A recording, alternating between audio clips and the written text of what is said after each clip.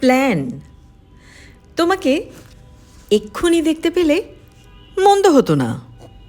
খুশি খেলে যেত চোখের তারায়, মন ভুলে যেত বেদনা। তাহলে চলো না, আজ দুপুরেই দেখা হয়ে যাক দুজনা। দুপুর কেন? বোঝনি বুঝি? দুপুর গড়িয়ে বিকেল হবে, বিকেল গড়িয়ে সন্ধ্যা, অনেকটা সময় কাছে থাকবার মন্দ নয় এ প্ল্যানটা। মোটেও হবে না দুপুরে দেখা, সন্ধেই ভালোক্ষণ। সুন্দর সাজে দেখলে মাথাটা ঘুরবে যে বন বন বন বন বন বন বন বন বন।